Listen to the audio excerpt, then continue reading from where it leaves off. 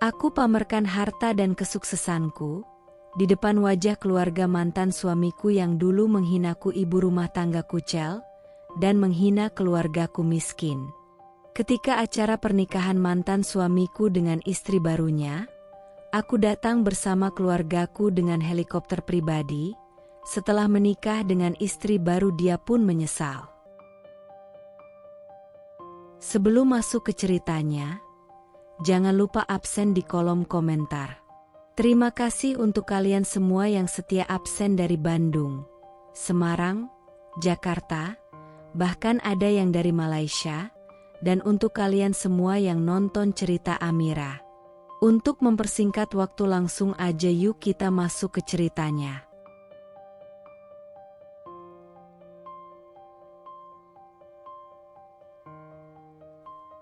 Aku masih ingat hari ketika aku melepas pekerjaanku. Bukan karena aku tidak mampu bersaing, bukan karena aku kalah, tapi karena aku memilih cinta. Aku memilih Dimas. Pilihan yang dulu kurasa begitu indah, kini berubah menjadi luka yang setiap harinya seperti disayat ulang.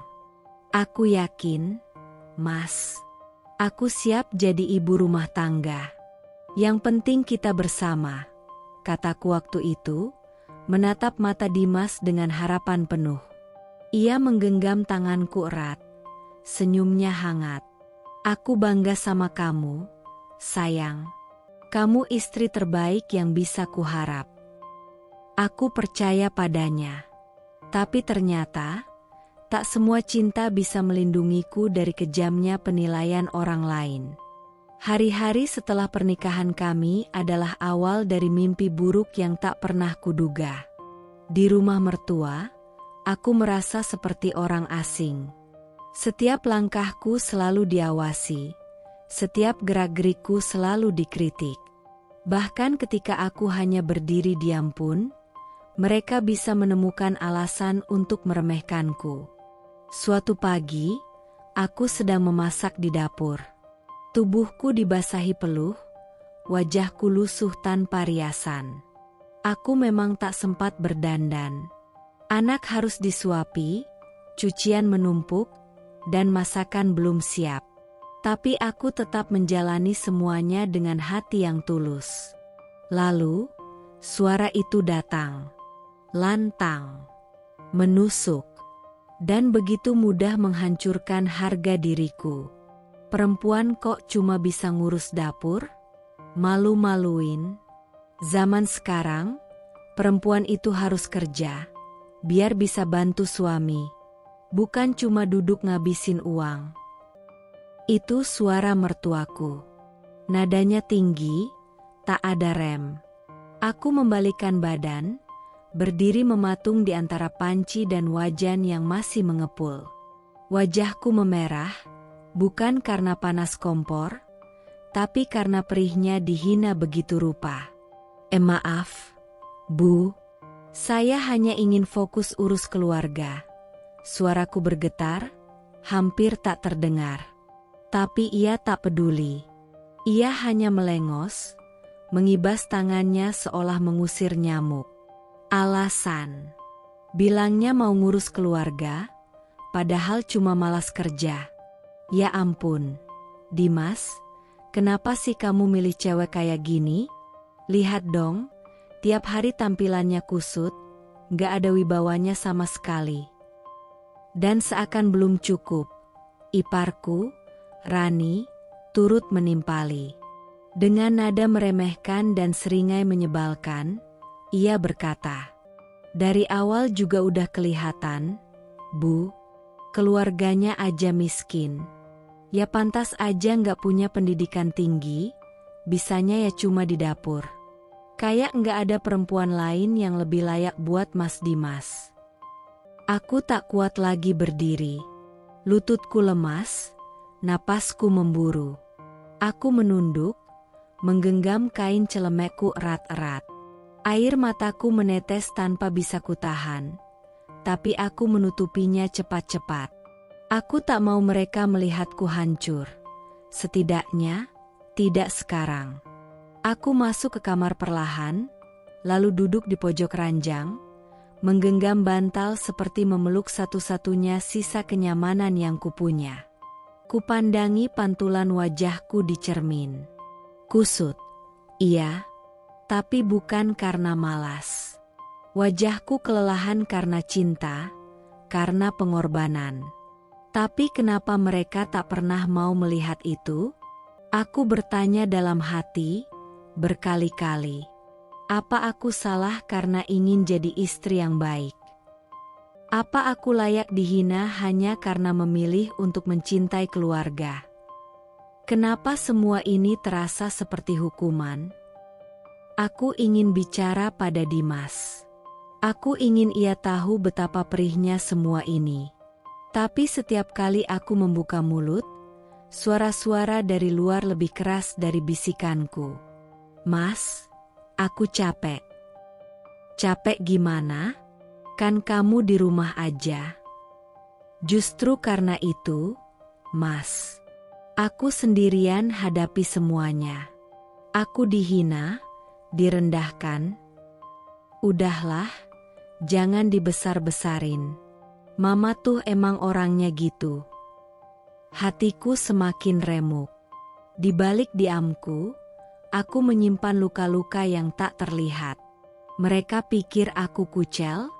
Mereka belum tahu seperti apa aku dulu. Mereka tak tahu bahwa aku pernah dihormati, pernah berdiri di depan ruang rapat dan disambut tepuk tangan. Bahwa aku pernah punya nama, harga diri, dan mimpi-mimpi besar. Tapi kini, semua itu terkubur oleh status ibu rumah tangga yang mereka pandang sebelah mata. Namun jauh di dalam hati, aku tahu satu hal, aku mungkin dipandang rendah sekarang, tapi aku tidak akan selamanya di titik ini. Akan ada saatnya aku berdiri lagi, bukan untuk balas dendam, tapi untuk menunjukkan bahwa perempuan seperti aku tak pernah benar-benar kalah.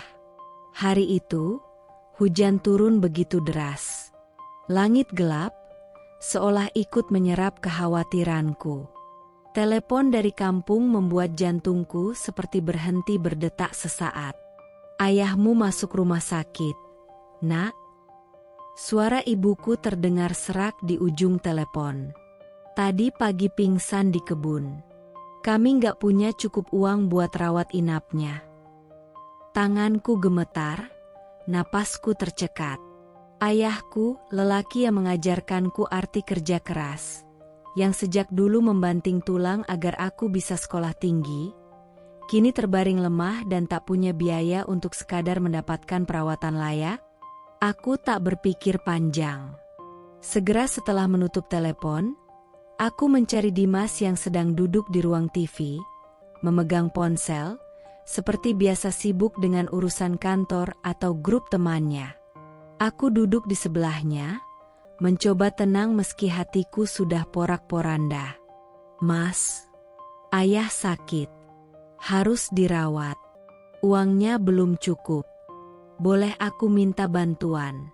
Mas, pinjam dulu. Nanti aku ganti pelan-pelan. Suaraku lirih, berusaha tegar. Dimas menatapku sejenak. Tatapannya datar. Tak ada rasa panik, apalagi empati. Berapa? Tanyanya pendek. 5 juta. Untuk biaya awal rumah sakit. Nanti aku urus sisanya. Dia tidak langsung menjawab. Hanya mengangguk pelan, lalu bangkit dan pergi ke kamar tanpa sepatah kata pun. Kupikir semuanya akan baik-baik saja. Kupikir ia mengerti. Tapi ternyata, semuanya justru berubah menjadi aib. Dan aku, jadi bahan tontonan di rumah sendiri. Malam itu, keluarga besar Dimas berkumpul di ruang tamu. Seperti biasa, ramai, penuh tawa. Tapi suasana itu berubah saat mertuaku, Bu Retno, berbicara dengan nada tinggi, tatapannya tajam menyorot langsung padaku. Saya dengar kamu minta uang ke Dimas buat orang tuamu sakit, tanyanya lantang, membuat semua kepala menoleh ke arahku. Aku terdiam. Pipiku langsung panas, jantungku berdetak kencang.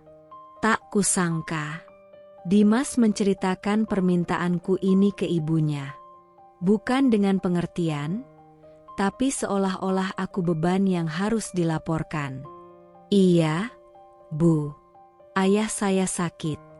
Butuh dirawat di rumah sakit, dan kami bukan lembaga sosial. Ya, potong mertuaku tajam, keras, dan penuh penghinaan. Kamu pikir nikah sama Dimas berarti kamu bisa bawa semua masalah keluargamu ke sini?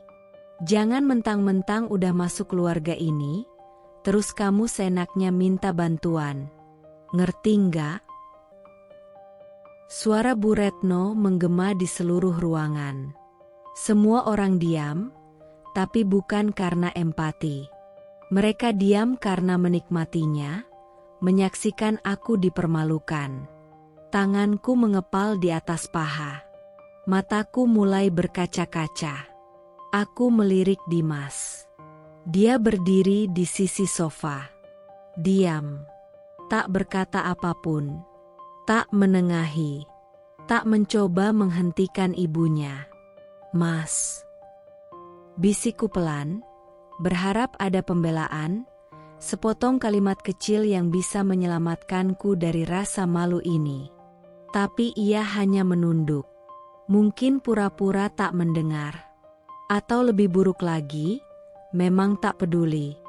Dulu kamu datang ke rumah ini bawa koper dan harapan. Sekarang kamu datang bawa masalah. Kalau tiap keluarga kamu sakit terus minta uang, terus kita ini siapa? ATM. Kali ini yang bicara adalah Paman Dimas. Tertawa mengejek. Aku merasa dunia runtuh menimpaku. Dadaku sesak, tenggorokanku tercekat. Air mataku jatuh. Tak bisa kutahan lagi.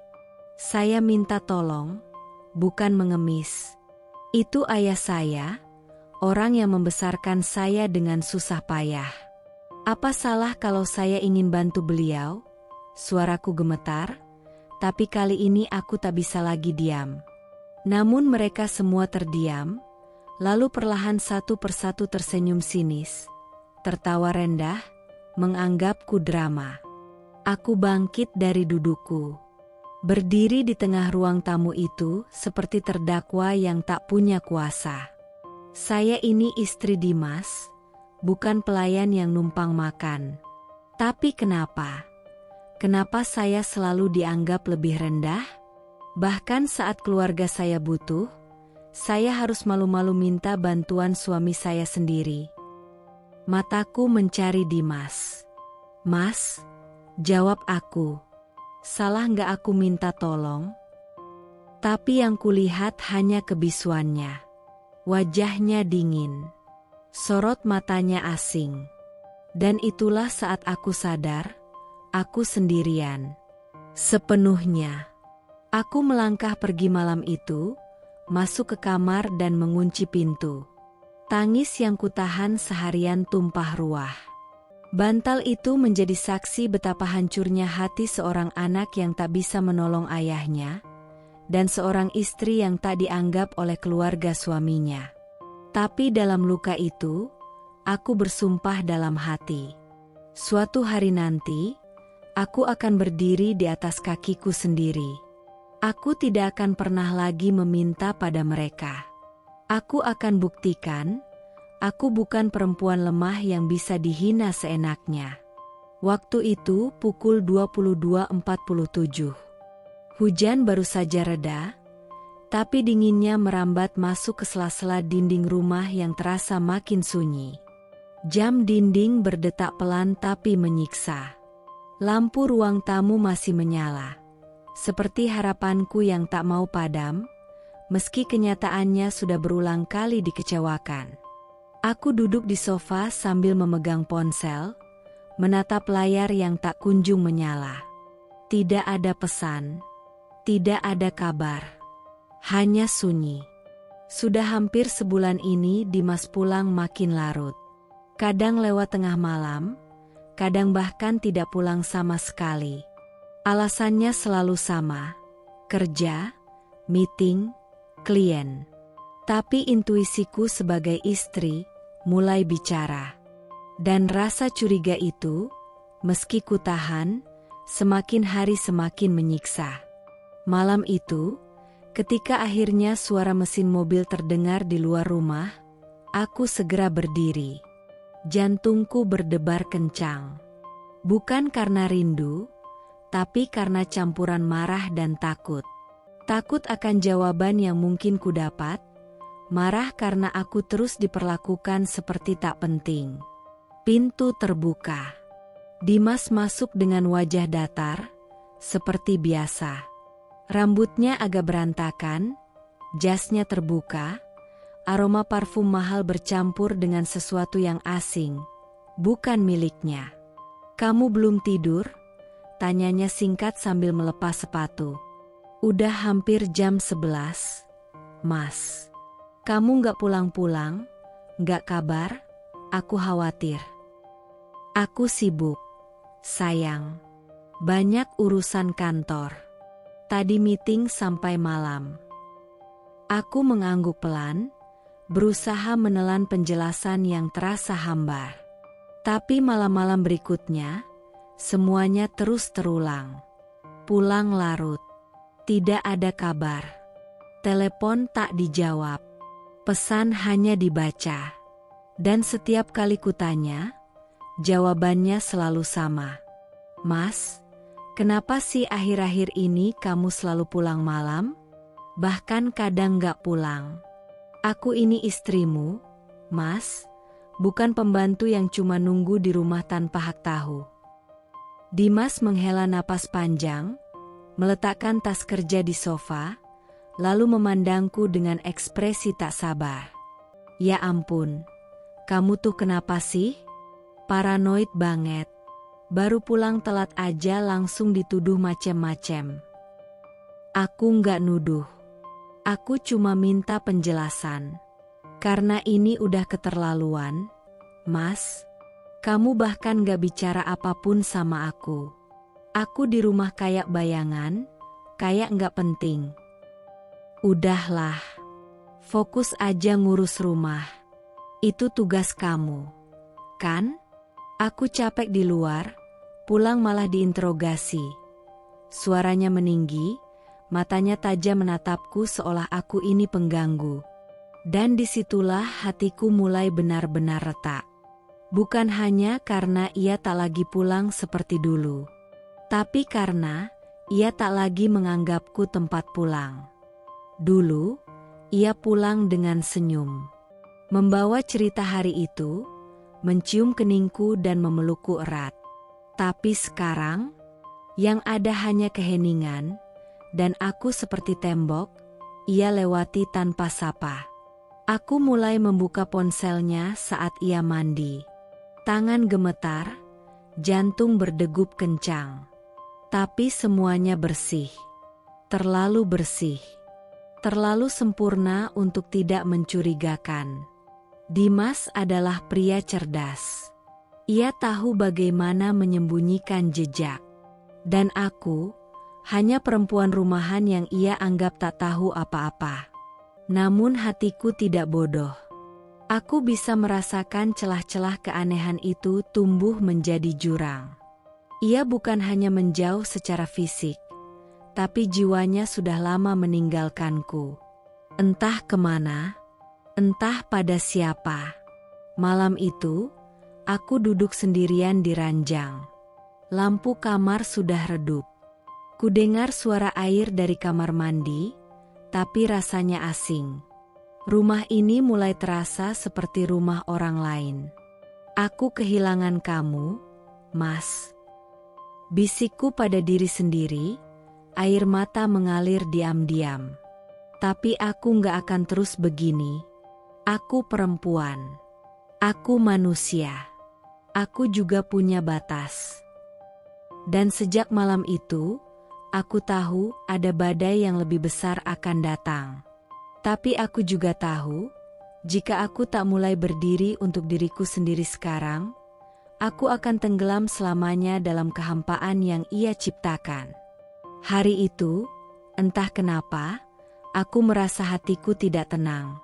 Seperti ada yang mencengkeram dadaku sejak pagi. Naluri perempuan memang sering diremehkan, tapi nyatanya, ia jarang salah. Dimas pergi pagi-pagi sekali, lebih rapi dari biasanya. Parfum yang ia semprotkan terlalu banyak. Dan senyumnya terlalu palsu. "Kamu nggak sarapan dulu, Mas?" Tanyaku pelan. "Nggak usah, buru-buru. Klien nunggu." Jawabnya sambil melirik jam tangan mewah yang baru sebulan ini ia beli, tanpa diskusi, tanpa cerita. Setelah ia pergi, aku duduk di meja makan. Sarapan yang kubuat tak tersentuh. Tanganku gemetar saat melihat ponselnya yang tertinggal di meja ruang tamu. Untuk pertama kalinya, ia ceroboh. Atau mungkin, semesta memang ingin aku tahu kebenarannya hari ini. Dengan tangan dingin, aku buka layar ponsel itu. Tak ada kunci.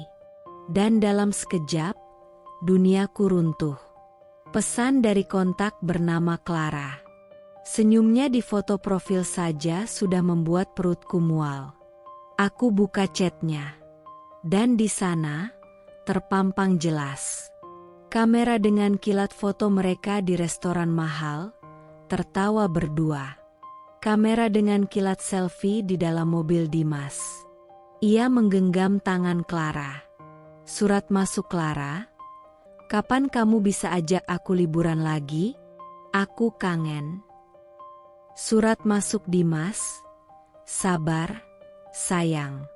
Istriku kayak satpam sekarang. Tapi kamu gak usah khawatir. Kamu beda, kamu lebih dari segalanya." Aku berhenti bernapas sesaat. Tangisku langsung tumpah. Lututku lemas, tubuhku gemetar seperti disetrum. "Tuhan, ini semua nyata?" Bisikku lirih. Aku tak tahu berapa lama aku terdiam. Tapi ketika Dimas pulang malamnya, aku sudah duduk di ruang tamu dengan ponselnya di tangan. Lampu ruang tengah sengaja aku nyalakan terang. Seperti ingin menyinari betapa gelapnya pengkhianatan yang ia bawa masuk ke dalam rumah ini. "Mas, siapa Clara?" Dimas terhenti. Wajahnya seketika berubah.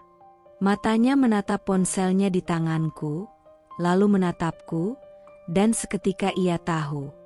Tak ada alasan. Tak ada jalan keluar. "Kamu buka HP aku?" "Iya. Karena kalau aku nunggu kamu jujur, mungkin sampai mati pun aku gak akan tahu." Ia mendengus, lalu menghempaskan tubuh ke sofa. "Kamu lebay." "Lebay?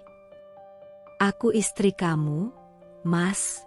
Aku di rumah nungguin kamu setiap hari. Aku ngurusin rumah, anak, segalanya. Kamu bilang kerja, kamu bilang meeting, ternyata kamu peluk perempuan lain. Aku ini siapa buat kamu?" Dimas berdiri.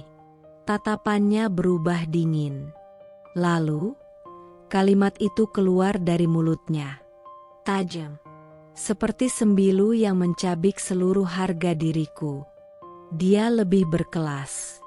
Beda sama kamu yang kucel tiap hari." Aku terdiam. Nafasku seolah berhenti. "Kucel?" bisikku lirih, sambil menatap matanya yang tak lagi kutemukan cinta di dalamnya. "Iya, kamu tuh nggak berkembang. Dulu sih aku kasihan, kamu berhenti kerja demi rumah. Tapi sekarang, kamu tuh cuma bayangan dari siapa kamu dulu. Lihat diri kamu di cermin." Aku melangkah mundur. Tangisku pecah. Seluruh tubuhku seperti ambruk secara perlahan, tapi aku bertahan. Aku tak mau jatuh di hadapannya. "Kamu tega, Mas. Setelah semua yang aku lakuin buat kamu, aku rela buang karierku, buang diriku sendiri buat jadi istrimu. Dan sekarang kamu hina aku cuma karena aku nggak pakai bedak dan lipstik setiap hari. Clara itu pintar, cantik, tahu cara bawa diri. Beda sama kamu. Tapi Clara bukan istrimu. Aku berteriak, dadaku terasa seperti ditusuk ribuan duri. Dan mungkin dia lebih pantas jadi istri gue. Kalimat itu memecahkan segalanya. Aku tak menangis lagi. Tidak sekarang. Air mata tak cukup mewakili pengkhianatan sebesar itu. Yang tersisa hanya diam. Hampa. Tapi di dalam keheningan itu, satu hal mulai tumbuh. Tekad. Aku masuk ke kamar. Kututup pintu. Kukunci. Aku berdiri di depan cermin. Kucel? Ya. Tapi bukan karena aku malas atau tak peduli. Aku kucel karena selama ini aku sibuk mencintai orang yang salah. Memeluk keluarga yang tak pernah benar-benar menerimaku. Dan malam itu, aku bersumpah dalam hati.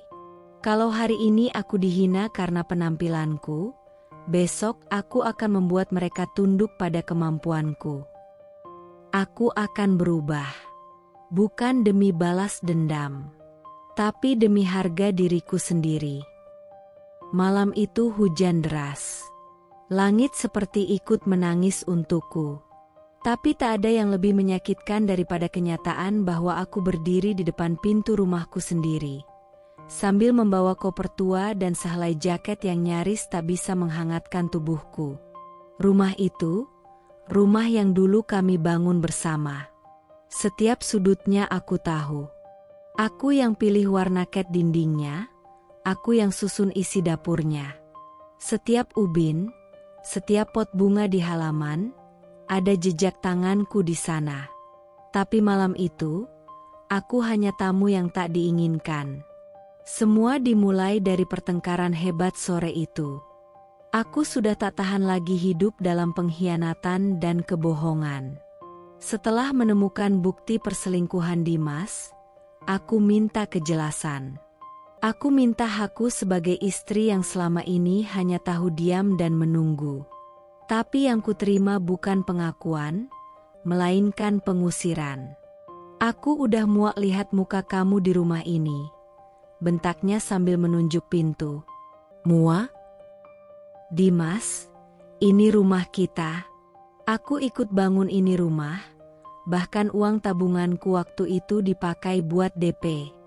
Jangan pura-pura lupa. Ngomong aja kamu mau numpang terus di rumah gue. Ya, rumah ini atas nama gue. Semua suratnya gue yang urus. Kamu gak punya hak apa-apa. Tapi ini juga hasil keringatku. Mas, kamu pikir aku gak kerja? Aku berhenti kerja demi kamu. Uang yang aku kumpulkan sebelum nikah, aku kasih buat bantu kamu beli rumah ini. Kamu lupa? Gak ada buktinya? Jawabnya dingin. Kamu cuma ibu rumah tangga. Udah cukup dikasih makan, dikasih tempat tinggal. Sekarang udah gak cocok lagi, kamu pergi aja. Jangan bikin hidup gue tambah rumit. Dadaku seperti diremuk saat itu juga. Tanganku mengepal. Air mata jatuh satu persatu, tapi aku tetap berdiri. Kamu kejam, Mas. Aku gak pernah minta lebih. Tapi sekarang kamu usir aku dari rumah yang bahkan ada jari jemariku di tiap sudutnya. Iya, anggap aja ini karma buat kamu yang terlalu banyak nuntut. Pergi sana. Rumah ini udah gak pantas buat orang sepertimu. Aku mematung. Lalu kutarik koperku pelan-pelan, tanpa suara. Hatiku retak. Tapi aku tahu, aku harus pergi. Bukan karena aku kalah, tapi karena bertahan hanya akan menghancurkan sisaku yang masih utuh. Sebelum pergi, aku menoleh sekali lagi. Kulihat rumah itu, bukan lagi tempatku pulang. Bukan lagi tempat yang memelukku hangat. Tempat itu sudah berubah jadi saksi pengkhianatan, jadi arena pertarungan sepihak di mana aku selalu jadi yang kalah. Aku melangkah keluar. Hujan menyambutku. Dinginnya menampar wajahku, tapi tidak lebih dingin dari perlakuan Dimas malam itu. Suatu hari nanti, kamu akan lihat. Orang yang kamu anggap gak punya apa-apa ini, akan berdiri jauh di atas kamu. Aku bisikan kalimat itu dalam hati. Bukan untuk dia, tapi untukku. Sebagai doa, sebagai tekad, bahwa aku akan bangkit. Karena perempuan yang diusir bukan berarti perempuan yang kalah. Kadang, itu hanya awal dari lahirnya perempuan yang tak lagi bisa diinjak. Aku pikir, setelah diusir dari rumah, penderitaanku sudah sampai di puncaknya. Tapi ternyata, semesta masih menyimpan luka lain. Luka yang menusuk lebih dalam, saat keluargaku, orang tuaku yang sederhana tapi berhati mulia, ikut dihina demi menjatuhkan harga diriku. Setelah malam pengusiran itu, aku pulang ke rumah orang tuaku di kampung. Rumah kecil yang penuh kenangan. Dindingnya tak berlapis wallpaper, atapnya bahkan masih bocor di beberapa sudut. Tapi tempat itu selalu jadi pelukan hangat. Tempat di mana aku bisa menangis tanpa dihakimi. Ibu menyambutku dengan pelukan yang lama. Ia tak bertanya apapun. Ia hanya memeluk, mengusap rambutku, dan membisikkan, "Kamu gak sendiri, Nak. Ibu di sini." Tapi ternyata, tak semua pelukan bisa meredam omongan jahat yang menyebar seperti racun. Keesokan harinya, aku keluar rumah sebentar untuk membeli bahan makanan di warung. Saat itulah aku mulai merasakan tatapan-tatapan aneh dari tetangga. Tatapan iba, tapi juga bisik-bisik penuh cemooh. Aku menunduk, berusaha mengabaikan. Tapi telingaku tak bisa membohongi suara yang kudengar jelas dari balik pagar rumah Bu Atik, tetangga lama kami. Iya, katanya sih diusir dari rumah suaminya. Lah, kok bisa? Ibu mertuanya bilang, dia itu pemalas, kerjaan cuma ngabisin uang suami. Udah gitu keluarganya juga miskin, ya siapa tahan. Ya ampun, pantes aja. Kasihan Dimas. Tanganku gemetar. Aku berbalik arah. Napasku sesak. Ingin rasanya berteriak. Tapi aku hanya bisa berlari pulang sambil menahan tangis yang nyaris meledak. Sesampainya di rumah, aku duduk di dapur. Diam. Sambil menatap lantai yang mulai retak. Seperti hatiku. Mereka hina aku. Mereka hina ibu, hina bapak. Suaraku nyaris tak terdengar. Ibu masuk, meletakkan gelas teh di hadapanku. Ia duduk perlahan, lalu menggenggam tanganku. Ibu sudah dengar, Nak? Bu, aku gak kuat. Mereka bilang aku istri gagal. Mereka hina bapak yang kerja jadi tukang kayu, bilang keluarga kita cuma benalu. Biarkan, Nak. Tapi mereka gak tahu, Bu. Mereka gak tahu betapa bapak banting tulang nyekolahin aku. Mereka gak tahu, bapak jual motor satu-satunya biar aku bisa kuliah. Mereka gak tahu. Air mataku jatuh tanpa bisa kutahan lagi. Aku malu, Bu. Tapi bukan karena kita miskin. Aku malu karena aku dulu rela meninggalkan segalanya demi pria yang ternyata bahkan tak tahu caranya menghargai perempuan dan keluarganya. Ibu mengusap punggungku. Suaranya tenang, tapi penuh kekuatan. Miskin itu bukan aib, Nak.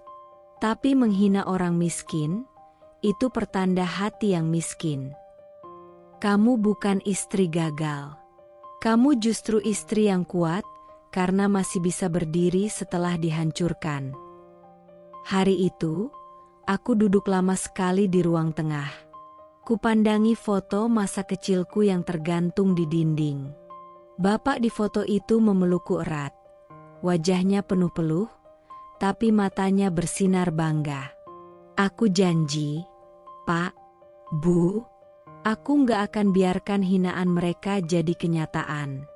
Aku akan buktikan bahwa anak dari keluarga sederhana ini bisa berdiri di atas luka dan berubah jadi sesuatu yang lebih kuat dari yang pernah mereka bayangkan.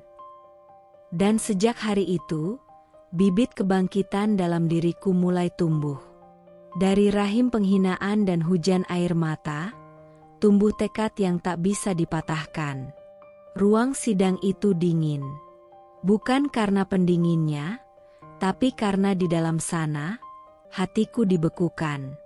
Di hadapanku duduk pria yang pernah bersumpah akan mencintaiku seumur hidup. Kini menatapku seperti orang asing yang tak lagi penting.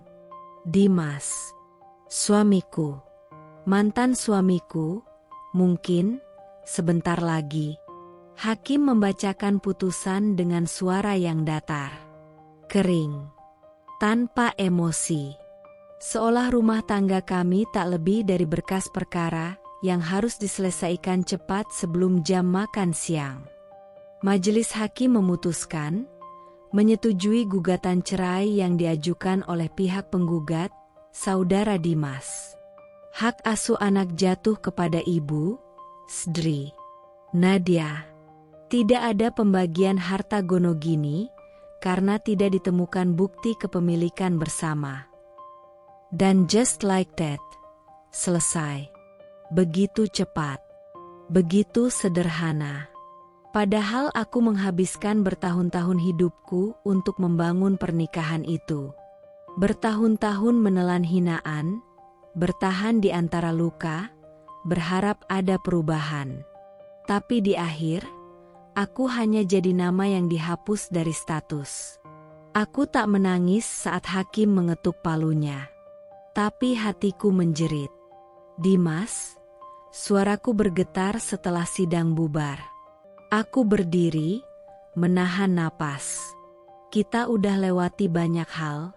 Kamu benar-benar tega cerain aku begitu aja. Ia mengangkat bahu, dingin. Udah nggak cocok. Buat apa dipaksain? Terus semua pengorbanan aku, semua yang aku kasih, yang aku tahan, bahkan rumah, mobil, semuanya atas nama kamu. Aku nggak minta semuanya, tapi aku nggak punya apa-apa, Mas. Itu konsekuensi dari jadi istri yang nggak kerja. Kamu tahu itu nggak adil, kan? Hidup emang nggak adil. Terima aja, katanya, lalu pergi. Begitu saja. Seolah aku tak lebih dari masalah yang sudah ia singkirkan. Aku berdiri di pelataran pengadilan, menunduk. Di tanganku, Rehan menggenggam jari-jariku dengan tangan mungilnya. Balita yang belum tahu apa itu perpisahan. Tapi dari raut wajahnya, dia tahu sesuatu telah berubah. Kita pulang ya, nak, bisikku sambil menatap matanya yang polos. Papa mana, Bunda? Tanyanya, polos, menusuk jantungku. Papa, harus pergi dulu, sayang. Aku peluk Rehan erat. Aku mencium keningnya dalam-dalam, seolah ingin memberitahu bahwa meski dunia ini membuang kami, aku tidak akan pernah meninggalkannya. Dan saat itulah aku sadar. Aku tidak membawa harta, tidak membawa surat rumah, tidak membawa tabungan. Yang aku bawa hanya satu koper pakaian, dan satu malaikat kecil yang membuatku tetap hidup. Dan ternyata, itu cukup untuk aku mulai lagi dari awal.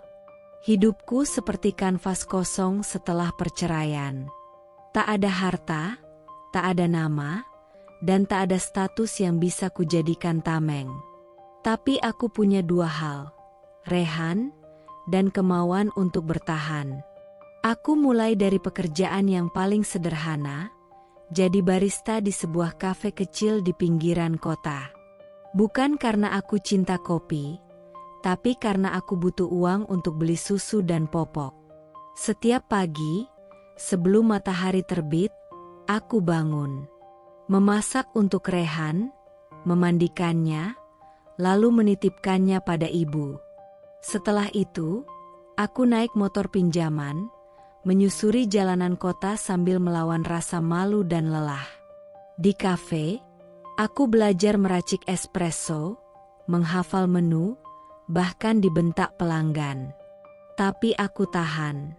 Karena setiap tetes keringatku adalah bukti bahwa aku tidak menyerah. Mbak, ini latenya kebanyakan foam. Gimana sih kerja? Maaf, Kak. Saya perbaiki sekarang juga, ucapku sambil menunduk. Padahal hatiku panas. Tapi aku telan. Karena aku butuh gaji hari itu untuk beli obat Rehan yang sedang demam. Malamnya, aku tidak langsung tidur. Rehan sudah terlelap di sampingku, dan aku menyalakan laptop tuaku, yang layarnya retak dan baterainya harus terus dicolok. Aku ikut pelatihan digital marketing gratis lewat YouTube dan webinar. Aku belajar SEO, ADS, copywriting, meski mataku sudah berat, tubuhku nyaris roboh. Kamu tidur jam berapa, Nat? Tanya ibu suatu pagi. Sekitar jam 2, Bu. Bangun jam 6. Nggak apa-apa, aku harus bisa. Ibu menatapku dengan mata yang sembab. Tapi ia tak mencegahku. Karena ia tahu, aku sedang berjuang untuk sesuatu yang lebih besar dari sekadar uang. Bulan demi bulan berlalu. Aku mulai menerima order freelance kecil dari UKM yang butuh bantuan digital marketing. Bayarannya kecil, tapi cukup untuk beli beras dan bayar listrik. Dari satu klien, jadi 2, lalu 5, lalu 10. Aku mulai bangun sebuah tim kecil. Hanya 3 orang, semua perempuan, semua ibu-ibu yang pernah patah seperti aku. Kita bangun ini bareng-bareng ya. Biar nggak ada lagi ibu-ibu yang merasa tak berharga setelah ditinggal. Siap, Mbak Nadia. Kita gas. Aku menamai startup kami, Regrow, singkatan dari Resilience to Grow. Karena aku tahu, kekuatan perempuan itu bukan saat dia bertahan dalam luka, tapi saat dia tumbuh dari luka itu, dan membiarkannya jadi sayap. Aku hanya tidur 4 jam sehari. Sisanya, kerja, belajar, dan membesarkan Rehan. Aku tidak punya akhir pekan, tidak punya waktu untuk menangis. Tapi aku punya mimpi, bahwa suatu hari, aku bisa membuktikan, bahwa perempuan yang pernah diinjak, bisa berdiri lebih tinggi dari siapapun yang pernah meremehkannya. Malam itu, tubuh Rehan menggigil hebat. Keringat dinginnya membasahi bantal, dan matanya mulai sayu.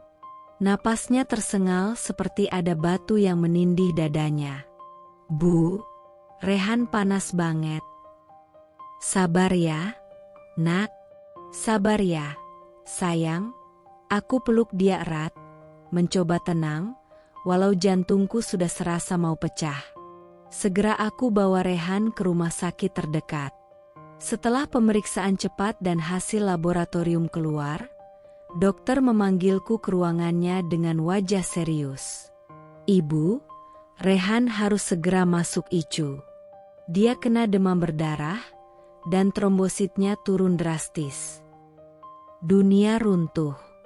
Kaki ini nyaris tak kuat berdiri. ICU? Dok, saya nggak punya cukup uang untuk biaya sebesar itu sekarang. Kami akan bantu proses administrasinya, Bu. Tapi tolong siapkan secepatnya ya. Ini kritis. Aku mengangguk cepat-cepat. Lalu kutinggalkan Rehan yang sudah dipindahkan ke ruang ICU. Tubuh mungilnya terpasang infus, masker oksigen, dan kabel-kabel monitor yang membuatku nyaris pingsan. Di luar, aku duduk di bangku tunggu rumah sakit. Tanganku gemetar, wajahku basah oleh air mata. Dengan sisa harapan yang kupunya, aku ambil ponsel dan mengetik pesan. Dimas, Rehan sakit. Dia dirawat di ICU. Tolong, kalau kamu masih punya sedikit hati, datanglah. Bantu aku, bantu dia. Ini anakmu. Beberapa menit kemudian, notifikasi masuk.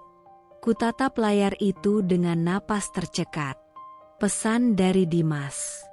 Tapi isinya, anak kamu, urus sendiri. Hanya itu. Singkat, dingin, tanpa perasaan. Tanganku terlepas dari ponsel. Aku terduduk lemas. Dunia terasa gelap dan beku. Orang-orang berlalu lalang di lorong rumah sakit, tapi aku seperti tenggelam dalam kehampaan. Anak kamu, urus sendiri. Kalimat itu menancap seperti belati. Seolah Rehan lahir sendiri, seolah aku membesarkannya sendiri tanpa sedikit pun bagian dari dirinya. Aku menunduk, menutup wajah dengan kedua tangan, menangis dalam diam. Tapi bahkan dalam tangisan itu, aku tahu, aku tak punya pilihan selain terus berdiri. Kamu kuat, Nadia, demi Rehan. Demi anakmu, kamu harus kuat, bisikku dalam hati. Dengan air mata yang masih menetes, aku berdiri.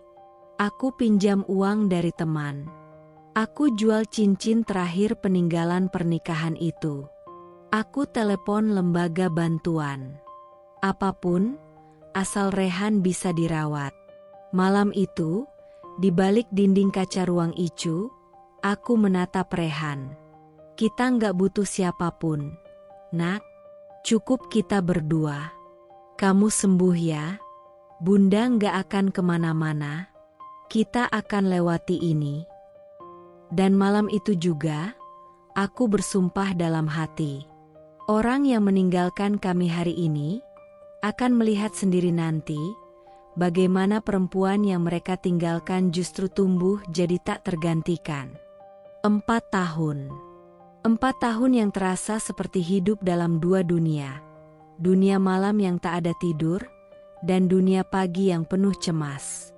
Aku telah membangun sesuatu dari nol, tanpa modal besar, tanpa nama besar, hanya dengan tekad yang tak terhitung. Kita bisa, kita pasti bisa. Ucapku pada tim kecilku yang sudah seperti keluarga. Ini bukan tentang uang, ini tentang membuktikan bahwa kita bisa melakukan lebih dari yang mereka kira. Hari itu, di ruang rapat yang sesak, aku menerima email yang berisi kabar yang tak pernah aku bayangkan sebelumnya.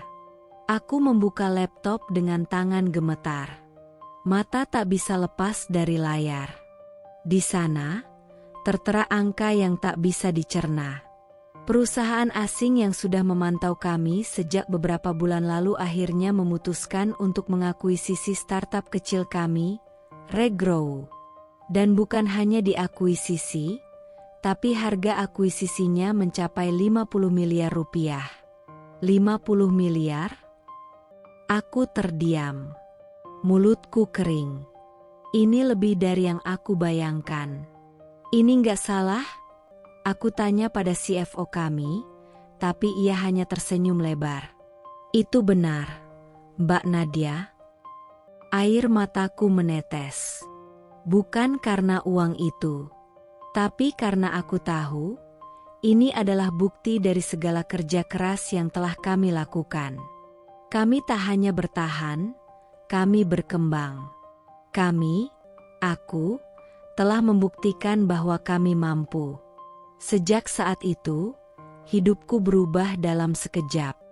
Aku menggunakan sebagian hasil akuisisi untuk mendirikan perusahaan baru, perusahaan yang lebih besar, yang lebih ambisius. Aku membuka peluang lebih banyak untuk perempuan yang ingin berkarir di dunia teknologi dan marketing digital, memberikan pelatihan gratis bagi mereka yang ingin belajar dan berkembang. Pekerjaanku yang dulu hanya di kantor kecil, kini meluas. Aku menjadi pembicara di berbagai seminar nasional, mengisi panggung dengan percaya diri. Perempuan bisa, jika mereka mau berjuang. Semua yang saya capai ini bukan karena saya lebih pintar dari orang lain, tapi karena saya tak pernah menyerah.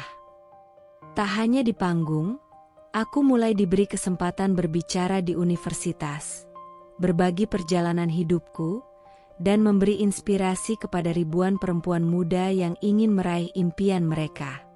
Dan di tengah perjalanan itu, Dimas datang kembali. Suatu sore, saat aku sedang di kantor, ponselku berdering. Nama Dimas muncul di layar. Aku menatapnya sejenak, merasakan hati yang campur aduk. Ingin marah, ingin melupakan.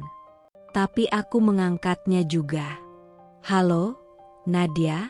Suaranya terdengar lebih tua, lebih lelah. "Ada apa, Dimas?" Suaraku datar. Aku mau minta maaf. Aku salah. Aku tahu aku gak bisa balik lagi ke kamu. Tapi, aku lihat kamu sekarang. Kamu hebat banget." "Hebat? Kamu baru sadar itu sekarang?" Jawabku, suara terasa kaku. "Aku tahu, aku gak bisa kembali lagi. Tapi, kalau kamu bisa kasih kesempatan kedua, aku bisa bantu kamu." Aku terdiam sejenak. Sesaat, hatiku bergetar. Tapi aku tahu jawabannya. "Dimas, kamu terlambat. Kamu datang terlambat." Aku menutup telepon itu dengan tenang, meskipun hatiku sedikit tergores. Bukan karena aku masih mengharapkan cinta darinya, tapi karena aku merasa kecewa. Kecewa karena orang yang pernah menjadi bagian hidupku, yang dulu menganggap aku tak berarti, kini melihatku hanya setelah aku berhasil. Namun, aku tak lagi merasa luka. Karena sekarang, aku tahu siapa yang pantas menghargai diriku. Aku menatap foto Rehan yang tergantung di dinding kantorku. Wajahnya ceria, penuh harapan. "Kita sudah sampai di sini, Nak. Kita sudah menang." Aku bisikkan dalam hati. Dan di saat itu, aku merasa lebih bebas dari sebelumnya. Bebas dari penyesalan, bebas dari masa lalu yang menghancurkan, bebas untuk menjadi diriku yang sesungguhnya. Suatu pagi, saat aku sedang duduk di teras kantor baru dengan secangkir kopi, ponselku berdering. Tanpa melihat nama pengirim, aku membuka layar dan melihat beberapa notifikasi media sosial yang memuat gambar yang membuat darahku mendidih. "Dimas menikah lagi?" Aku membaca judul berita di layar ponselku. Di bawahnya, ada foto Dimas berdiri dengan seorang wanita cantik, mengenakan gaun pengantin yang elegan, dengan senyum lebar yang tampak sangat berbeda dari wajah yang aku kenal. Wajah yang dulu pernah melihatku dengan sebelah mata. Aku klik berita itu dengan cepat, dan seketika itu juga rasanya jantungku seperti terhenti. Ternyata, ini bukan pernikahan biasa. Pernikahan Dimas digelar dengan mewah, di sebuah hotel bintang 5 yang dipenuhi para tamu undangan yang mengenakan pakaian serba glamor. Sebuah perayaan yang memamerkan segala kemewahan, seolah-olah dunia ini hanya berputar di sekitar mereka. Tak ada lagi bau kampung, tak ada lagi wajah sederhana yang dulu pernah dia kenal. Semuanya berubah. Aku membaca komentar-komentar yang muncul di bawah postingan pernikahan itu. Komentar dari keluarganya, dari teman-temannya, bahkan orang-orang yang dulu pernah menghina dan merendahkanku. Akhirnya, Dimas menikahi wanita yang selevel. Semoga kali ini istri barunya bisa ngurus rumah dengan baik. Pantesan Dimas sekarang sukses, dapat istri yang lebih cocok. Gak kayak yang dulu, yang gak jelas. Komentar-komentar itu datang bagaikan sembilu yang menusuk dalam-dalam. Ada perasaan sakit, tapi juga ada rasa lega yang datang dengan sendirinya. Betapa aku telah jauh melampaui itu semua. Aku bukan lagi perempuan yang mereka anggap remeh. Rehan, lihat ini. Lihat betapa mereka masih terjebak dalam anggapan murahan tentang siapa yang pantas dan siapa yang tidak. Aku berbisik pada anakku yang sedang duduk di sebelahku, bermain dengan mainan kecilnya. Dia tak tahu apa-apa, tapi aku ingin dia tahu suatu hari nanti, bahwa kami tidak butuh pengakuan dari mereka untuk merasa cukup. Aku tak ingin merasakan sakit itu. Tidak lagi. Tapi ada bagian dalam diriku yang merasa terhina, tak termaafkan, oleh cara Dimas dan keluarganya menyikapi hidup kami dulu, seolah-olah aku bukan siapa-siapa dalam hidupnya. Seolah-olah aku tak pernah ada. Namun, saat aku melihat kembali perjalanan hidupku, aku tersenyum. Tersenyum pada kenyataan bahwa aku sudah lebih baik tanpa dia. Tanpa keluarga yang menghina, tanpa orang-orang yang meremehkan. Kini, aku memiliki segalanya yang benar-benar berharga. Aku, Rehan, dan hidup yang aku bangun dari titik terendah. Aku menatap foto Dimas dan wanita itu di layar. Mereka tampak bahagia, mewah, dan sempurna. Namun aku tahu, itu hanya tampak di luar. Di dalamnya, aku yakin mereka tak tahu apa yang sebenarnya aku rasakan. Selamat, Dimas. Kamu akhirnya mendapatkan apa yang kamu inginkan, aku berkata dalam hati. Tapi aku juga sudah mendapatkan apa yang aku butuhkan, dan lebih dari itu. Aku berbalik menuju pintu kantor, menghapus air mata yang tak sengaja menetes tanpa aku sadari. Di luar sana, dunia berjalan terus. Dan aku sudah berada di jalur yang benar. Jalur yang aku pilih sendiri. Pagi itu, ponselku berdering lagi. Sebuah undangan tertera di layar, berasal dari nomor yang tidak aku kenal. Aku membuka pesan itu dengan tenang, berharap tidak ada yang lebih buruk lagi yang akan datang. Tetapi begitu aku melihat nama yang tertera di undangan itu, seakan dunia berhenti berputar. Undangan pernikahan dari adik Dimas, iparku. Awalnya aku terkejut. Bukankah setelah perceraian itu, aku tidak lagi dianggap bagian dari keluarga mereka? Kenapa mereka mengundangku? Apa maksudnya?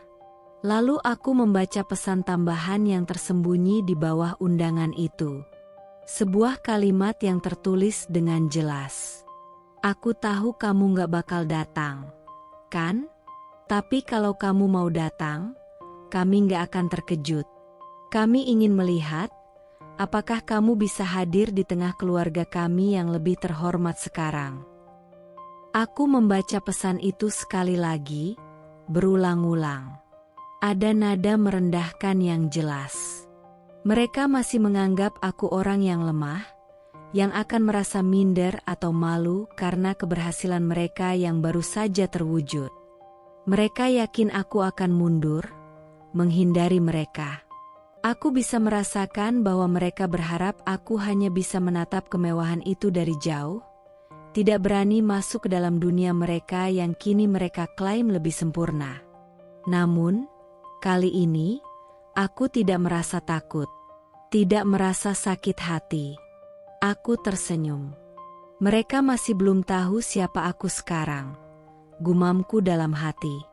Aku meremas undangan itu, lalu melemparkannya ke atas meja. Tak ada rasa penyesalan. Tidak ada rasa ragu. Aku tahu, inilah saat yang tepat untuk menghadapi semuanya dengan kepala tegak. Aku memutuskan untuk datang. Bukan untuk membuktikan sesuatu kepada mereka. Bukan untuk mencari penerimaan. Tapi untuk diri sendiri, untuk menunjukkan bahwa aku tidak pernah menjadi perempuan yang mereka hina dulu. Aku bukan lagi perempuan yang hanya dikenal sebagai ibu rumah tangga kucel yang tak berharga. Hari pernikahan itu datang. Aku mengenakan gaun hitam elegan yang sederhana, rambutku diikat rapi, dan sedikit makeup untuk menyempurnakan penampilanku. Tak ada perhiasan berlebihan, karena aku tahu, kehadiranku sudah cukup berbicara. Di saat aku memasuki ruangan pesta, semua mata tertuju padaku. Mereka terdiam sejenak, melihatku berjalan dengan percaya diri.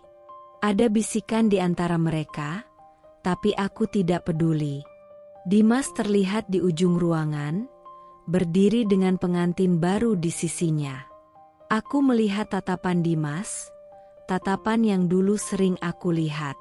Tatapan yang menganggap diriku tak lebih dari seorang ibu rumah tangga yang lemah. Tapi kali ini, aku tahu dia tidak bisa memandangku dengan cara yang sama lagi. "Nadia, kamu datang?" Dimas bertanya, dengan sedikit keterkejutan. Suaranya terhenti sejenak. Aku menatapnya dengan tenang. "Tentu saja, Dimas.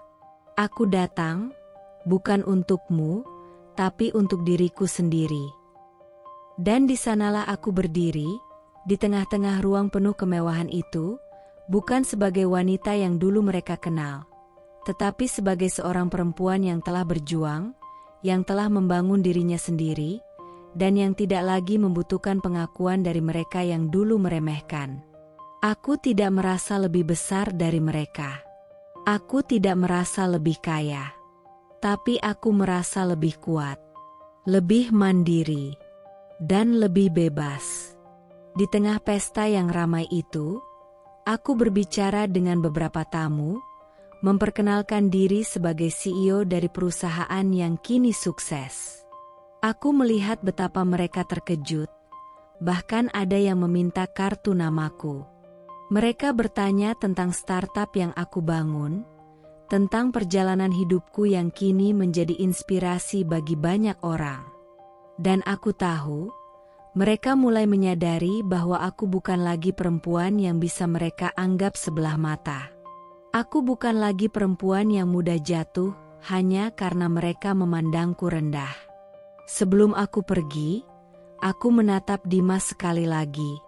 Kali ini, ada rasa damai yang datang. Aku tahu, ini adalah momen penutupan babak dalam hidupku. "Selamat, Dimas," aku berkata dengan senyuman tipis. "Semoga kalian bahagia. Aku juga sudah bahagia." Aku berbalik dan melangkah keluar dari ruangan itu dengan kepala tegak. Tak ada rasa cemas. Tak ada rasa sakit. Hanya rasa kemenangan. Dan aku tahu, inilah yang seharusnya aku lakukan sejak dulu. Menghadapi mereka yang pernah meremehkan dengan cara yang paling elegan, dengan keberhasilan yang sudah aku capai. Hari itu, langit begitu cerah. Matahari menyinari setiap sudut tanah, memberikan cahaya yang sempurna untuk sebuah perayaan yang mereka rencanakan dengan penuh kemewahan. Tapi mereka tidak tahu, hari itu akan menjadi momen yang mereka ingat seumur hidup. Pernikahan Dimas, pernikahan mewah yang mereka semua harapkan akan menjadi puncak dari kesuksesan mereka, akan segera dimulai. Tetapi tidak seperti yang mereka bayangkan, aku yang akan menjadi sorotan di hari itu. Bukan Dimas atau pengantin barunya. Aku sudah tahu, mereka mengundangku untuk melihatku terhina sekali lagi. Mereka berharap aku datang dengan wajah penuh kecemasan, atau mungkin merasa tak layak berada di sana. Tapi aku sudah memutuskan, Aku tidak hanya akan datang, aku akan datang dengan cara yang mereka tidak pernah bayangkan. Di atas langit, helikopter pribadiku melayang pelan, mendekat ke arah lapangan yang terletak tak jauh dari venue pernikahan. Mesin helikopter itu mengaum pelan, dan suara sayapnya memecah kesunyian udara yang cerah. Di bawahnya, tamu-tamu undangan mulai menoleh, merasa ada sesuatu yang luar biasa terjadi. Begitu helikopter itu mendarat, angin kencang yang dihasilkan oleh baling-balingnya membawa debu dan daun terbang ke udara. Namun, aku tidak terganggu. Aku menatap cermin kecil di samping kursi helikopter, memastikan penampilanku sempurna. Gaun putih elegan yang melekat di tubuhku membuatku tampak seperti seorang ratu, simpel tapi berkelas, sama seperti diriku sekarang. Di sebelahku, Rehan yang kini sudah remaja, tampak gagah dan tampan dalam setelan jasnya. Dia tersenyum kepadaku, dan aku tahu, dia bangga padaku. Pintu helikopter terbuka, dan pertama kali aku melangkah keluar, seluruh mata tertuju padaku. Semua yang ada di venue berhenti berbicara, bahkan perayaan yang tadinya riuh tiba-tiba hening. Mereka semua terperangah melihat aku dan keluargaku yang turun dengan begitu anggun. Aku tidak hanya datang sebagai tamu, aku datang sebagai orang yang telah menemukan kesuksesannya, orang yang kini lebih dari cukup untuk berdiri dengan bangga di depan mereka yang dulu meremehkan. Di sampingku, suamiku, David, yang merupakan CEO muda dari sebuah perusahaan teknologi terkemuka di Singapura, berjalan dengan langkah tegas. Dia memegang tanganku dengan penuh kasih sayang, dan aku tahu betul dia sangat mencintaiku. Kami datang bersama, tak hanya sebagai pasangan, tetapi sebagai kekuatan yang tidak bisa lagi direndahkan. "Kamu cantik sekali hari ini," bisik David dengan senyum lembut di telingaku. "Terima kasih, sayang. Aku lebih cantik karena kamu ada di sini." Aku membalasnya dengan senyuman yang lebih lebar, merasakan kebahagiaan yang tak terbantahkan. Begitu kami melangkah ke dalam venue, tatapan mata penuh kejutan dari tamu undangan, terutama keluarga Dimas, tak bisa aku elakkan. Mereka semua terpaku, tak percaya dengan apa yang mereka lihat. Dimas berdiri di depan altar, matanya terlihat kosong, seperti berusaha menahan segala perasaan yang datang begitu saja.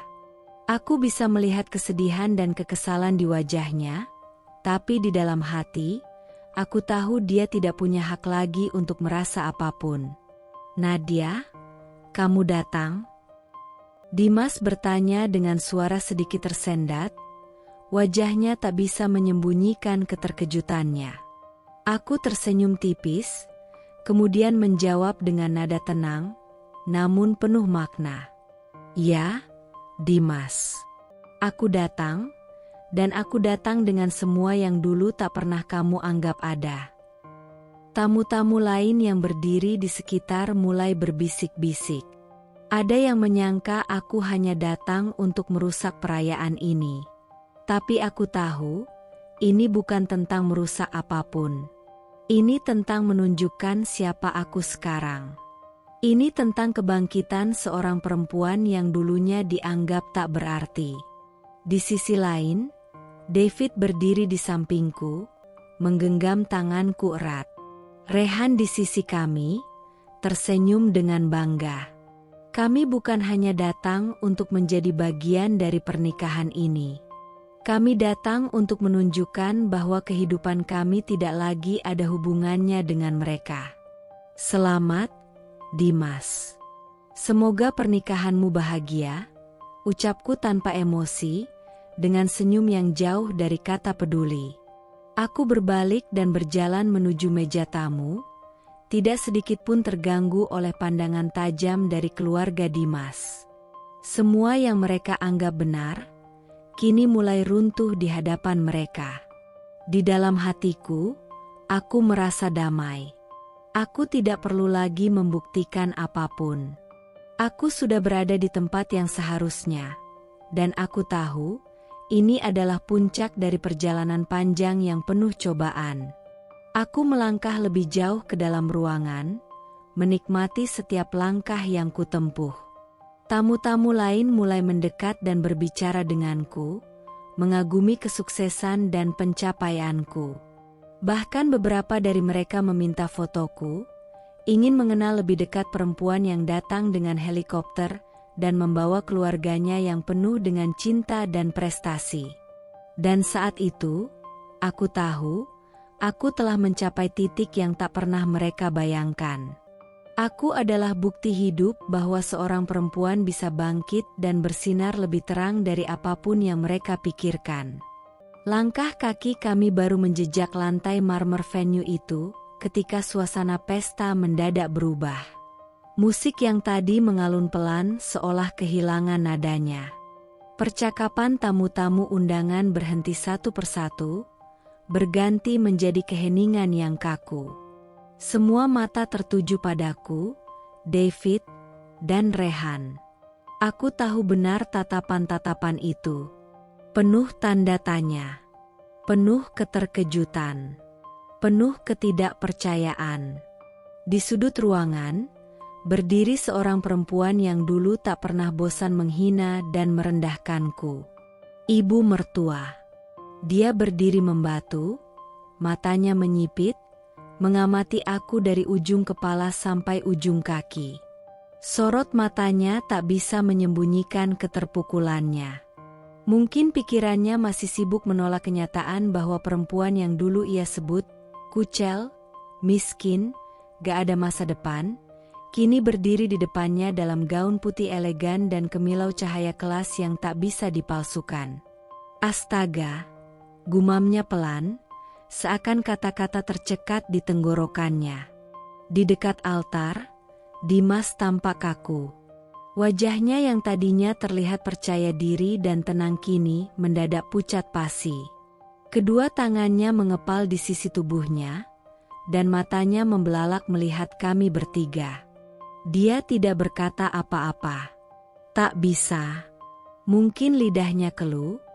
Mungkin hatinya mulai menyesali semua yang telah ia buang tanpa berpikir panjang dulu. Di sebelahnya, Clara, istri barunya, menggenggam lengan Dimas erat. Wajahnya penuh tanya, bibirnya bergetar saat melihat ekspresi Dimas berubah. Dia membungkuk sedikit, mendekatkan wajah ke telinga Dimas dan berbisik dengan suara cemas. "Sayang, itu siapa?" Dimas menelan ludah. Pandangannya tidak lepas dariku, seperti sedang menatap hantu dari masa lalunya. Suaranya nyaris tak terdengar saat ia menjawab, "Itu mantan istriku." Clara terdiam. Matanya membulat, menoleh ke arahku, lalu ke Rehan, lalu ke David. Sorot matanya menyiratkan ketidaknyamanan.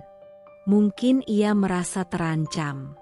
Mungkin ia merasa kalah sebelum sempat bertanding. Aku hanya berdiri di sana, tersenyum kecil. Tidak angkuh, tapi juga tidak takut.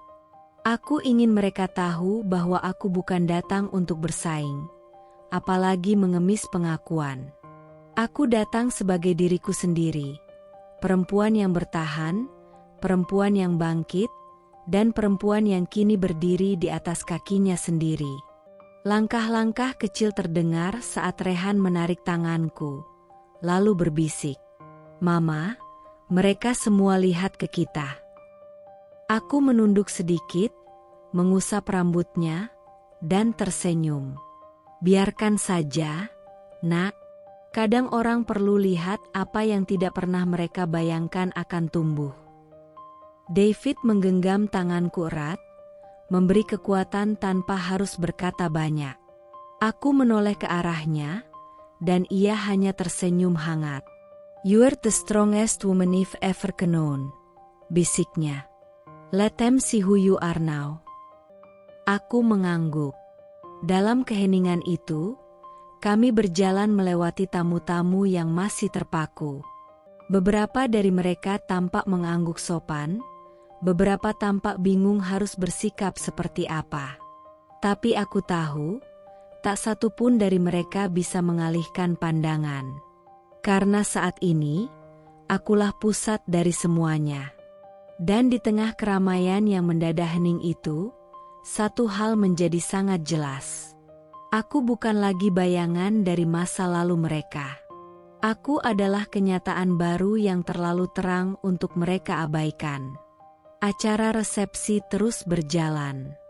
Musik kembali mengalun, tawa para tamu mulai terdengar lagi, namun tak satu pun mata benar-benar bisa berpaling dari sosokku. Keberadaanku jadi magnet yang tak bisa diabaikan. Beberapa tamu mencoba menyapa, basa-basi kecil dengan senyum sopan. Tapi ada satu sosok yang terus berdiri di sudut. Matanya menatapku penuh kegelisahan. Dimas. Aku bisa merasakannya sejak tadi. Tatapan itu, gelisah, bingung, terperangkap antara rasa malu dan keinginan untuk, entah apa, meminta maaf, menyesal, atau sekadar memastikan bahwa aku benar-benar nyata, bukan mimpi buruk dari masa lalu yang muncul di hari paling pentingnya. Beberapa menit kemudian, ia mulai mendekat. Langkahnya ragu-ragu, seperti seseorang yang tahu bahwa dia tidak pantas berada terlalu dekat. Tapi tetap memaksa. David melihat pergerakan itu, dan seperti mengerti, ia menoleh padaku. "You want me to stay?"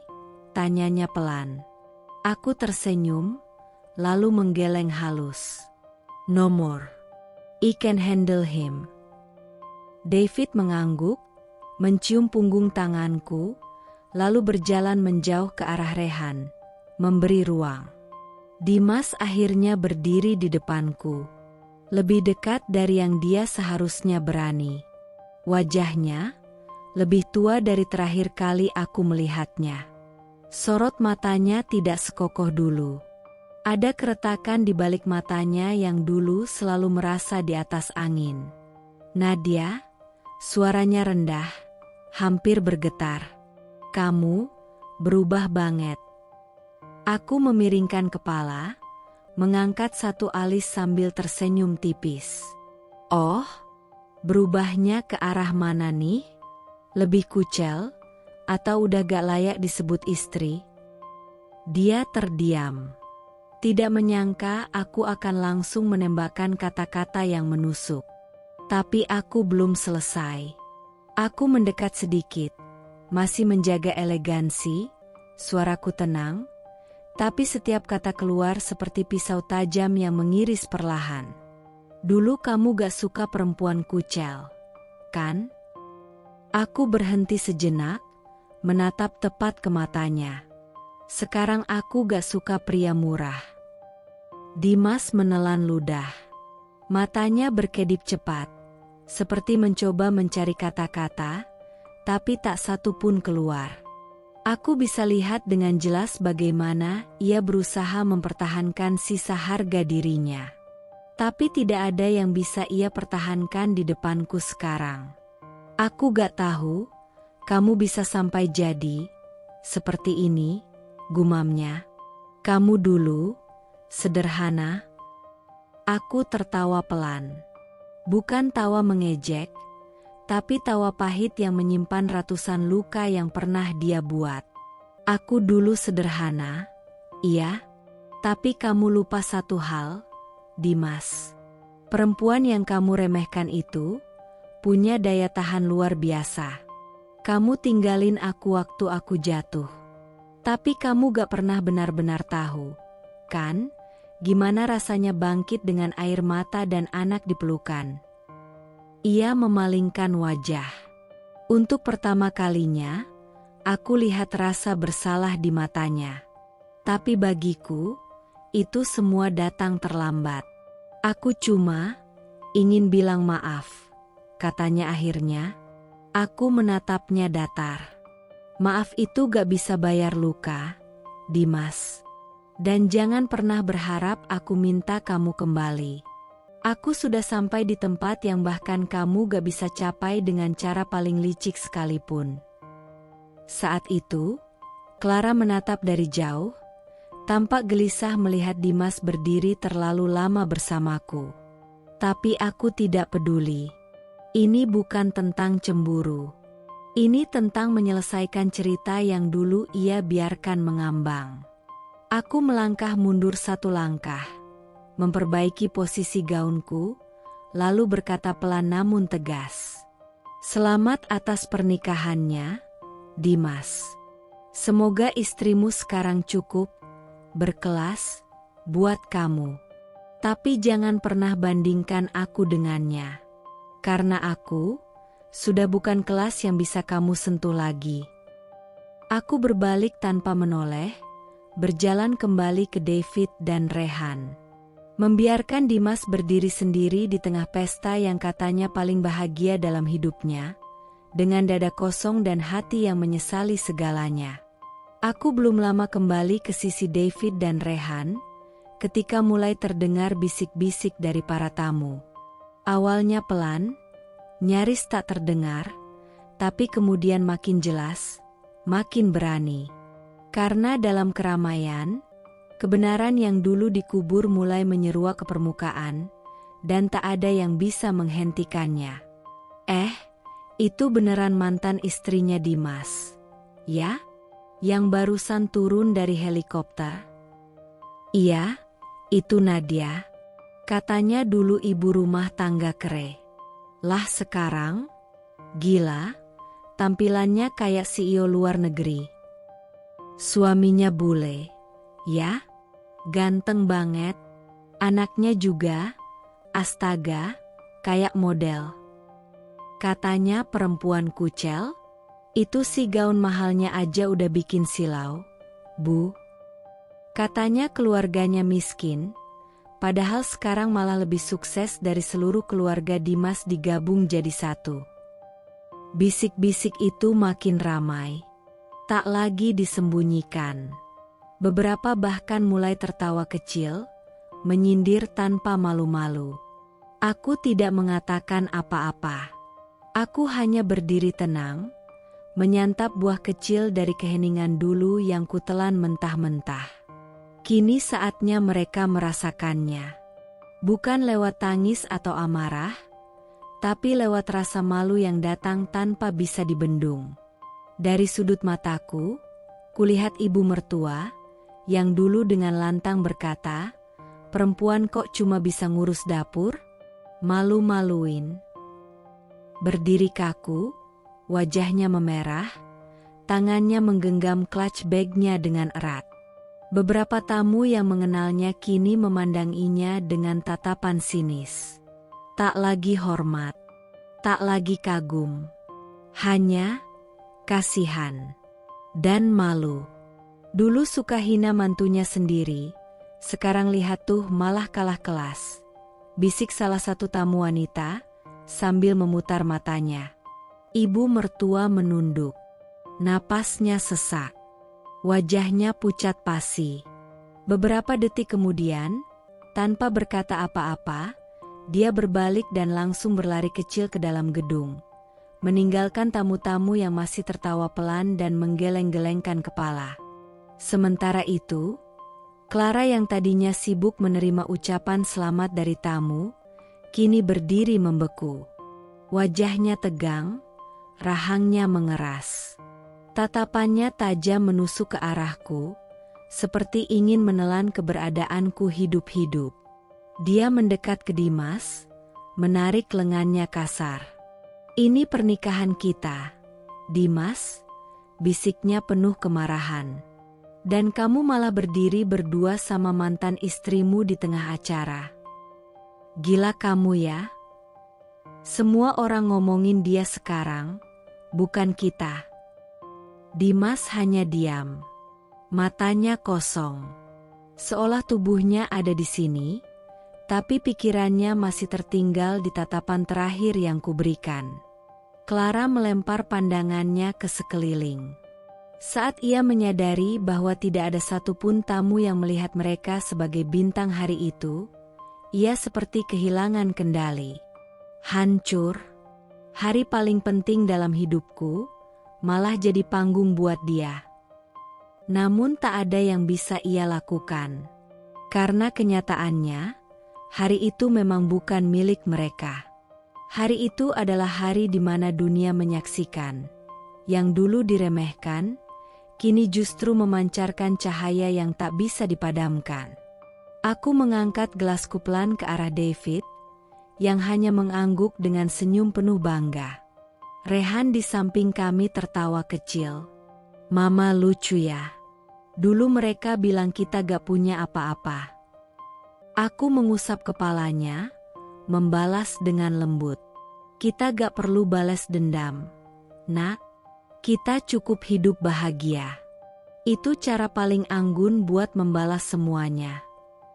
Dan malam itu, di tengah pesta yang dirancang untuk jadi hari paling indah bagi mereka, justru kami yang jadi pusat perhatian.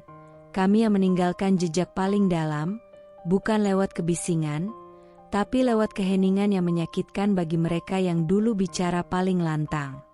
Beberapa minggu setelah pesta pernikahan yang hebohnya masih jadi bahan omongan di media sosial dan lingkungan sosialita Jakarta, aku kembali ke rutinitasku. Kantor, Rehan, seminar, dan proyek kolaborasi baru dengan perusahaan-perusahaan besar. Hari-hariku padat, tapi damai. Tak lagi ada beban, tak lagi ada luka yang menganga.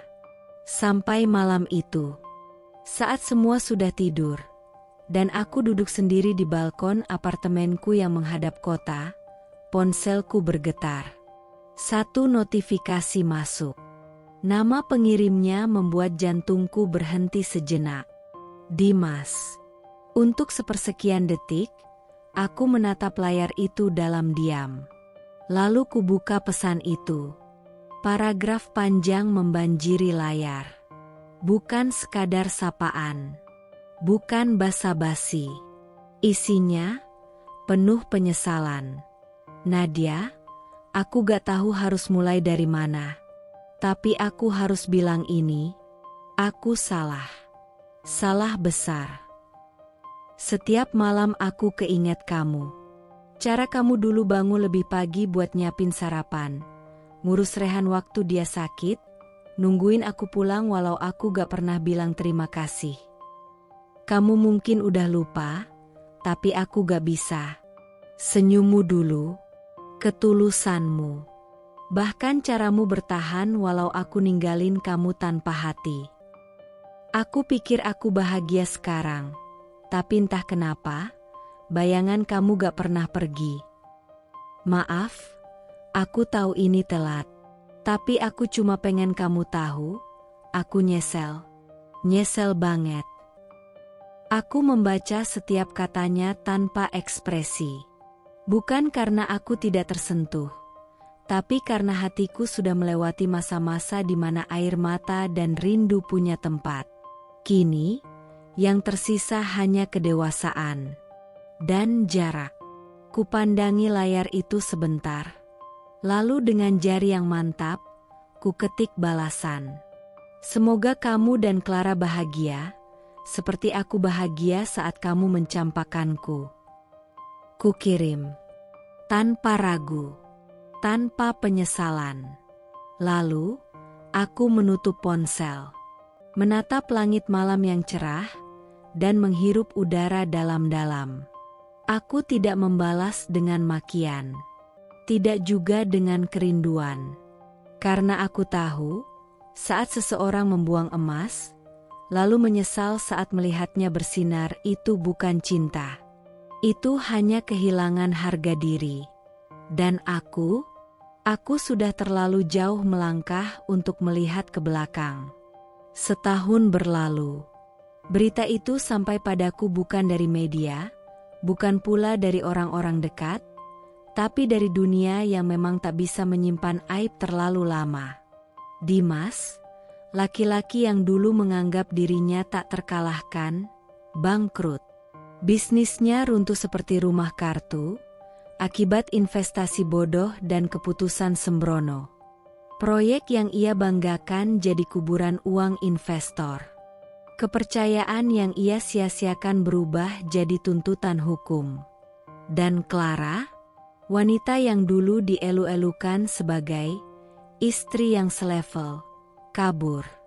Bukan hanya pergi diam-diam, tapi membawa serta uang yang tersisa dan menggandeng pria lain, seorang influencer muda yang katanya lebih menjanjikan masa depan. Ironis, Dimas kembali ke rumah ibunya. Rumah tua yang bahkan cat dindingnya mulai mengelupas, tanpa kemegahan yang dulu mereka sombongkan. Ibu mertuaku, wanita yang dulu menatapku dari ujung kaki hingga kepala sambil berkata, miskin dan gak berguna, kini menjual semua perhiasan dan koleksi tas mewahnya demi menambal utang anak lelakinya yang dulu ia banggakan setinggi langit. Tak ada helikopter, tak ada tamu mewah, tak ada pesta. Yang tersisa hanya keheningan dan penyesalan. Sementara aku sedang dalam penerbangan ke Tokyo malam itu, bersama David dan Rehan. Di jendela pesawat, lampu kota terlihat seperti bintang-bintang kecil yang bertebaran di bawah sana. Rehan, yang kini tumbuh jadi remaja cerdas dan rendah hati, sedang membaca buku, duduk dengan tenang di sampingku. Sesekali ia menatapku dan tersenyum. "Mama," katanya pelan. "Thanks for not giving up back then." Kalau Mama nyerah waktu itu, aku gak tahu hidup kita bakal kayak gimana sekarang. Aku tersenyum, menggenggam tangannya. Kita gak boleh nyerah, Nak, karena kadang, yang kita pikir akhir dari segalanya, ternyata cuma titik awal menuju tempat yang lebih tinggi. David mencium keningku dengan lembut. Dan di dalam hati, aku tahu aku tidak menang karena balas dendam. Aku menang karena aku memilih untuk tumbuh, bukan tenggelam. Aku memilih untuk memaafkan, bukan menyimpan racun. Aku memilih untuk hidup, bukan sekadar bertahan. Karena pada akhirnya, semesta tahu caranya mengembalikan semua yang pernah diambil dariku, dengan cara yang lebih indah dari yang pernah bisa kubayangkan. Karma itu nyata. Tapi lebih nyata lagi, kekuatan seorang perempuan yang pernah dihancurkan dan memutuskan untuk bangkit. Cerita ini menggambarkan perjalanan seorang wanita yang pernah diremehkan dan dihina karena statusnya sebagai ibu rumah tangga dari keluarga sederhana.